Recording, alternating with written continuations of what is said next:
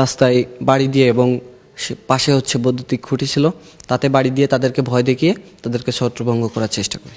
আমার আম্মু আমাকে সবসময় একটা কথাই বলে যে আমি যাতে কাউকে আঘাত না করি বা কারোর বিরুদ্ধে মারমুখী না হই। দর্শক, আপনারা ইতিমধ্যে দেখেছেন সামাজিক যোগাযোগ মাধ্যমে পুলিশের একটি ভিডিও ব্যাপক আলোচনা তৈরি করেছে, যেখানে পুলিশকে দেখা যাচ্ছে আন্দোলনকারীদের উপর লাঠিচার্জ না করেই তাদেরকে ছত্রভঙ্গ করতে। আমরা সেই পুলিশ সদস্যর কাছে আজকে এসেছি। সেখানে কি ঘটেছিল সে বিস্তারিত আজকে আমরা তার কাছ থেকে শুনবো। সামাজিক যোগাযোগ মাধ্যমে দেখছি বিভিন্নভাবে বন্ধু বান্ধব তারা মেনশন দিতেছিল বিভিন্ন পোস্টে। তো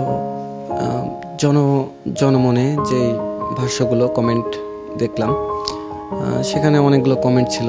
তার ভিতরে সবাই আসলে ভালো বলতেছিল এবং অনেক জায়গায় দেখলাম বলল যে আদর্শ মায়ের সন্তান। তো আমার আম্মু আমাকে সবসময় একটা কথাই বলে যে আমি যাতে কাউকে আঘাত না করি বা কারোর বিরুদ্ধে মারমুখী না হই। আমরা পুলিশ লাইনে কর্মরত আছি, কখন কোন আন্দোলন হয় সেটা আমাদের জানা থাকে না। দুপুর নাগাদ একদল আন্দোলনকারী সচিবালয়ের গেটের দিকে আসতে থাকে এবং সচিবালয়ে প্রবেশ করার চেষ্টা করে। এমন অবস্থায় সেখানে তাদেরকে বাধা দেওয়া হয় এবং আমাদের সিনিয়র অফিসার ছিল, তাদেরকে বোঝায় যে সচিবালয় একটি সংরক্ষিত, বাংলাদেশ সরকারের একটি সংরক্ষিত এলাকা, এখানে প্রবেশ করা নিষেধ। তো এখান থেকে আমরা তাদেরকে ওখানে বলা হয় যে তারা যাতে সচিবালয়ে প্রবেশ না করে। সিনিয়র স্যাররা ছিল, তাদের নির্দেশনা মোতাবেক আমরা যথাযথ ব্যবস্থা নিই ওখানে এবং সম্পূর্ণ কম বল প্রয়োগ করে যাতে কারোর ক্ষতি সাধন না হয়। আমি রাস্তায় বাড়ি দিয়ে এবং পাশে বৈদ্যুতিক খুঁটি ছিল, তাতে বাড়ি দিয়ে তাদেরকে ভয় দেখিয়ে তাদেরকে ছত্রভঙ্গ করার চেষ্টা করি। অবশ্যই সিনিয়র স্যারের নির্দেশনা মোতাবেক সিনিয়র স্যার আমাদের নির্দেশনা দিয়েছিল যে তাদেরকে যেন বেশি ক্ষয়ক্ষতি করা না হয়, তাদেরকে শুধু ভয় দেখিয়ে তাদেরকে যেন ছত্রভঙ্গ করা হয়। জুলাই গণঅভ্যুত্থানের পর থেকে আমাদের বাংলাদেশ পুলিশে আমাদের নতুনভাবে ট্রেনিং, বিভিন্ন ধরনের প্রশিক্ষণ এবং ট্রেনিং দেওয়া হয়েছে, যার পরিপ্রেক্ষিতে ট্রেনিংয়ে আমাদের এটা শেখানো হয়েছে যে যথেষ্ট কম বল প্রয়োগ করে এবং সরকারি সম্পত্তির ক্ষতি সাধন না করে যাতে আমরা আন্দোলনকারীদের ছত্রভঙ্গ করতে পারি। তারাও আমাদের ভাই, তাদেরকে আমরা বেশি বল প্রয়োগ করে বা তাদের গায়ে আঘাত না করে আমরা যদি জায়গা থেকে তাদেরকে ছত্রভঙ্গ করতে পারি, এটাই আমাদের জন্য অনেক পাওয়া। আমাদের বাংলাদেশ পুলিশ সবসময় চেইন অফ কমান্ডের উপরেই চলে। তো আমার সিনিয়র স্যাররা যেভাবে বলবে বা যেভাবে করবে সেভাবেই।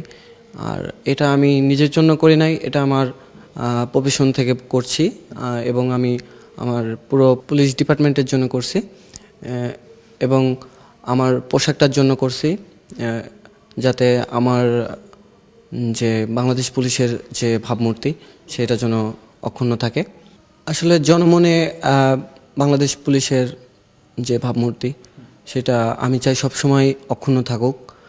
আর বাংলাদেশ পুলিশ সবসময় তাদের পাশে বন্ধুসুলভভাবেই কাজ করে যাক। আমি একজন বাংলাদেশ পুলিশের গর্বিত সৈনিক। আমিও চাই যে দেশের মানুষের জন্য আমি আমার দায়িত্ব পালন এবং কর্তব্য পালন করে যাব। বাংলাদেশ পুলিশ সবসময় আমরা চাই যাতে আমরা বাংলাদেশের জনগণের সাথে কাঁধে কাঁধ মিলিয়ে দেশকে নতুনভাবে গড়তে এবং দেশের আইন শৃঙ্খলা এবং জনগণের জানমাল নিরাপত্তার জন্য আমরা সবসময় জনগণের সাথে থেকে বন্ধুসুলভভাবে আমরা কাজ করতে চাই। আমি পিএম পূর্ব ডিভিশনের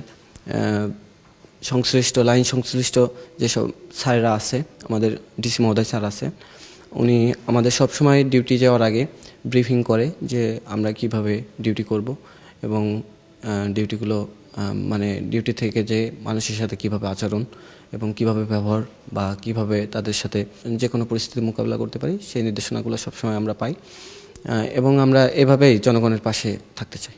বাবা মা ঠিক সেভাবে অনলাইনের সাথে সংযুক্ত না, তো তারা ঠিক বিষয়টি উপলব্ধি করতে পারেনি। তো আমার আশেপাশে যারা ছিল বাসার আশেপাশে, তারা আম্মুকে হয়তো বা দেখাইছে, তো আম্মু কল দেওয়ার পরে বলতেছে কেন মারামারি করতে গেলি। পাড়া প্রতিবেশী, স্বাস্থ্য ভাই এবং যারা আশেপাশে সবাই আর কি কল দিছিল এবং সবাই বলছে যে হ্যাঁ কাজটা ভালো করছো এবং ভবিষ্যতে যেন আরও ভালো কাজ করতে পারি সেরকম নির্দেশনায় আর কি সবাই দিতেছে।